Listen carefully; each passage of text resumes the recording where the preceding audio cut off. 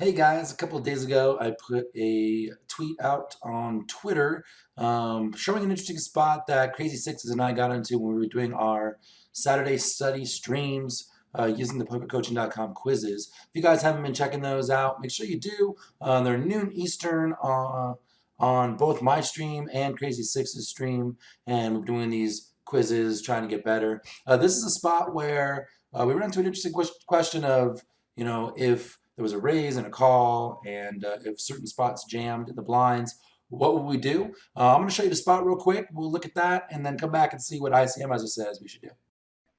Yeah, right now, Deuterino says, I think this short we jam to deny equity and take it down. And then Luke Poker says, the one issue with this particular spot is that it may be hard to re-evaluate live.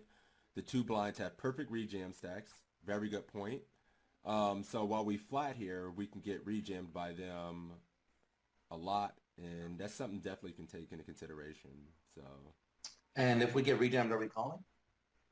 Oh, if we If the blinds jam and everyone folds to us, are you calling? probably not. I think Right. ICM says that's the call.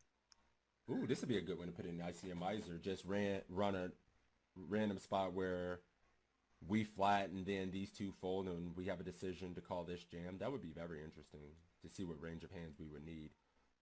It feels like this would be right on the borderline, but Yeah, last time I ran this hand, I feel like it was a call, but oh shit. similar spot. But we can definitely run it. That'll take a little bit of time though. All right, guys, so we plugged the spot into ICMizer here. If you guys are unfamiliar with ICMizer, it's a tool that will tell you if calling off jams specifically pre-flop are profitable or not.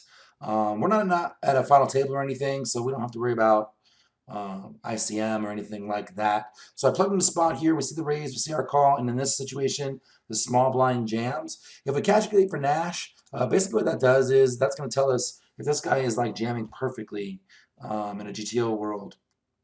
This is the range of hands that he's going to be jamming with, and so this is what it says he should be jamming with mathematically. I think in general, the public, especially in these smaller buy-in tournaments, aren't necessarily jamming Nash. So I think generally we can tighten this up a little bit. I think some of these hands too, like I think people will just flat and maybe not necessarily jam the full 20 bigs on us. This looks pretty fair, for a tighter range. If we go to the tighter range and we can calculate, you can see that ace-9 suited is definitely a fold.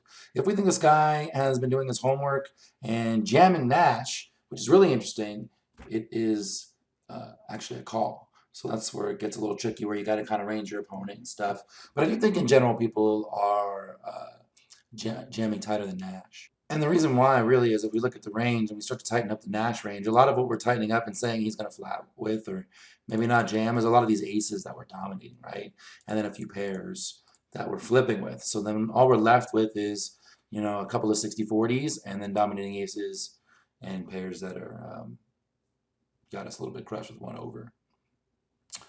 This kind of changes a little bit if we go like this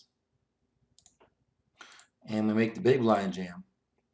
Again, we're going to calculate it for Nash and kind of see what the computer says about that. Easy call if they're doing that. If we look at the range, though, you can see it's a little wider because of jamming from a different position here. Again, I would tighten this up a little bit because I think some of this are just going to flat with for sure. Maybe something like that. And we hit calculate. So I think unless you're dealing with the wizard, I think ace-9 suited, most likely a pretty safe fold here. I hope you enjoyed this little hand review with ICMizer, and make sure you tune in, like I said, Saturdays at noon Eastern, and watch me and Crazy Sixes go through some more of these quizzes. It's interactive. We want to hear what you guys would do in these spots. And that's it, guys. I'll talk to you soon. Peace.